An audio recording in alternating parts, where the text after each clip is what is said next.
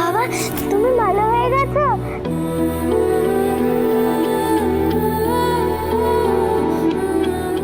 কে এই মেয়েটি?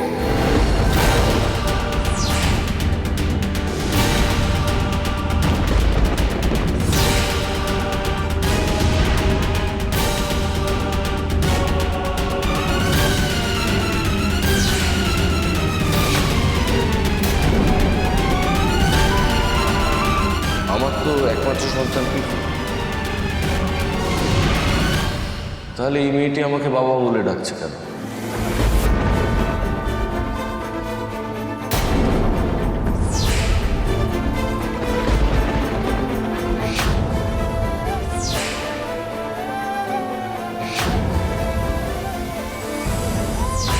ঝিলমিল আর ওর মাকেও প্রভাকরের মনে নেই। এইটাই সময়, এই সুযোগেই ওদেরকে এই বাড়ি থেকে উৎখাত করতে হবে। বাবা আমি ঝিলমিল, আমাকে চিনতে পারছো না? কি ঝিলমিল? এ কার মেয়ে? আমাকে তখন থেকে বাবা বলে চলেছে কেন?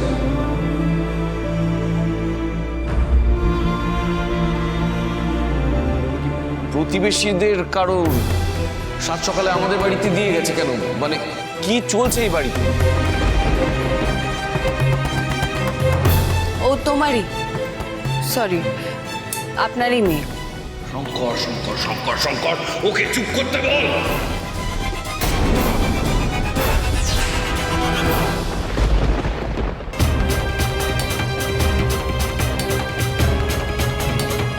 স্পর্ধা আমার সহ্য শক্তি ছাড়িয়ে যাচ্ছে। ওকে আমার চোখের সামনে থেকে দূর কর শঙ্কর, আমি সহ্য করতে পারছি না ওকে। মেজবাবু তুমি থামবে? কেন তোমার হাসু ঠাকুরকে উত্তপ্ত করছো তুমি? আমার কোনো কন্যা সন্তান নেই, আমার কোনো মেয়ে নেই। আমার একমাত্র সন্তান, আমার পুত্র সন্তান, আমার পিকু।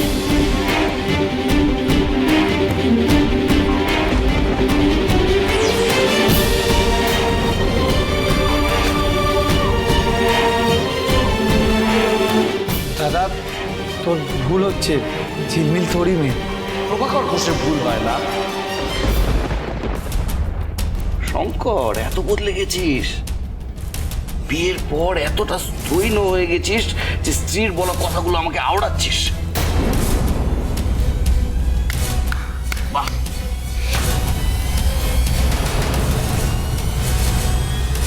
এই মেয়ে, এই মেয়ে, এই মেয়ে। জীবনে কোনোদিন আমি তোমার মুখে বাবা ডাক শুনতে চাই না, অন্তত আমাকে তো নয়। যাও এখান থেকে।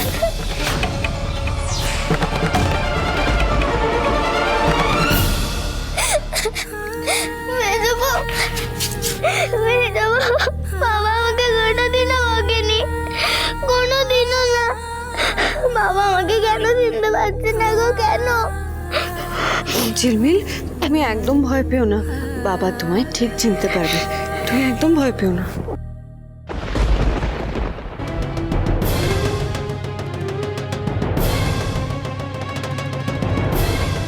কি করছে মহেশ্বরী? বড় খোকাকে মনে করাও যে ঝিলমিল ওর সন্তান। এভাবে নিজের সন্তানকে অস্বীকার করতে পারে না। দাঁড়াও দাঁড়াও, একটু অপেক্ষা করো না। বড় খোকা সবে নিজের স্মৃতি ফিরে পেয়েছে, আগের সব কথা ওর সবে মনে পড়েছে। তাই মাঝখানে কি ঘটেছে ও হয়তো মনে করতে পারছে না। একটু সময় দাও, একটু সময় দাও না, দেখবে সব ঠিক হয়ে যাবে, সব আগের মতন হয়ে যাবে। ঝিলমিল তুমি তাড়াতাড়ি গিয়ে তোমার বাবার আঁকার খাতাটা নিয়ে এসো তো।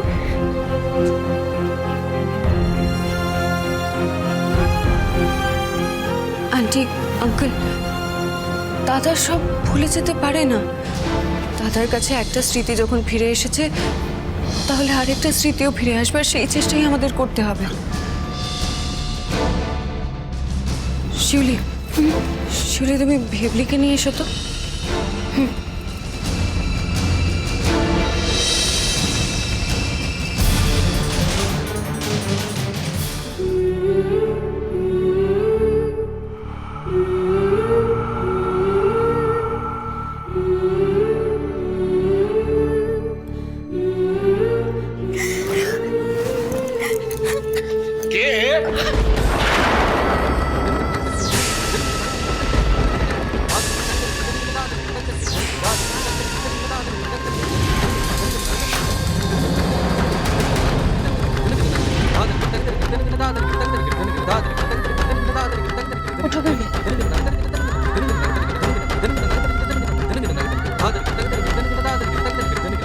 আমাকে চিনতে পারছেন না?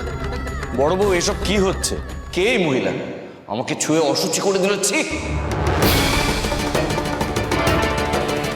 এই মহিলা আপনার স্ত্রী দেবদি, আর ওই বাচ্চাটি আপনার মেয়ে ঝিলমিল। চুপ!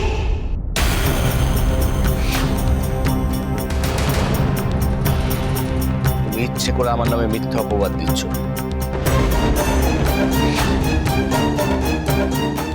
তুমি ইচ্ছে করে আমার চরিত্রকে কালিমা লিপ্ত করছো, তাই না? আমার স্ত্রী সন্তান উপস্থিত জেনেও একজন উৎক মহিলা এবং একটি বাচ্চাকে এনে আমার চরিত্র হনন করছো, আমাকে চরিত্রহীন বলছো। এই শঙ্কর, তোর স্ত্রীকে বারণ করা আর ওকে আমার সামনে থেকে নিয়ে যা। আমি কিন্তু আর সহ্য করতে পারছি না। এরপর একটা অনর্থ ঘটবে, আমার মাথায় রক্ত উঠে যাচ্ছে। ওগো ওগো ওগো ওগো, তুমি শান্ত, তুমি শান্ত। ভাস্কর, একটা পাখা এনে দাও, যাও। হ্যাঁ হ্যাঁ, ওটা বস, আমি পাখা আনছি, পাখা আনছি।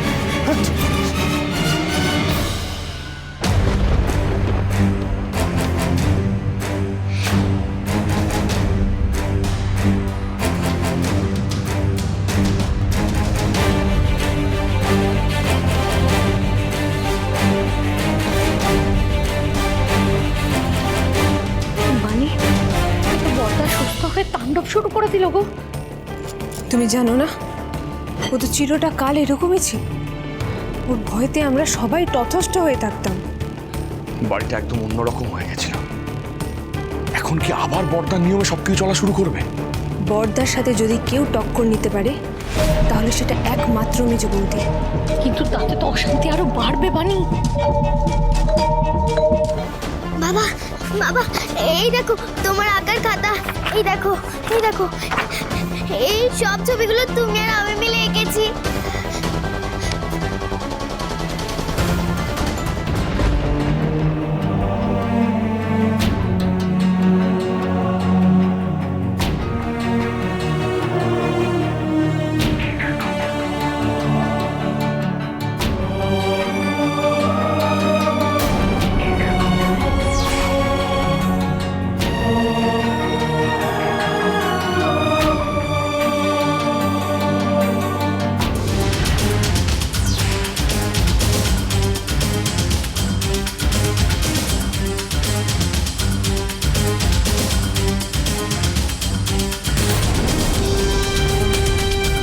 মনে পড়ছে এই ছবিগুলো?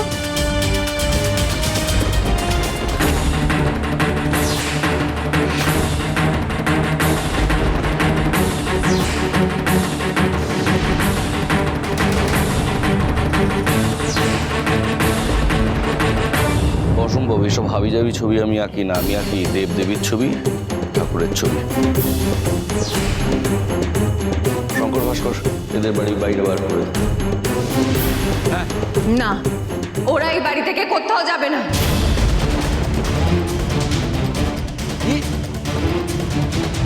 আমার আদেশ অমান্য, আমার মুখের উপর না বলা। হ্যাঁ, আমি একটা কথা বলেছি, সেই আদেশ অমান্য করা এত বড় সাহস!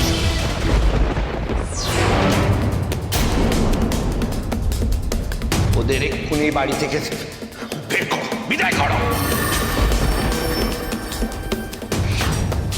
ওগো শান্ত, শান্ত।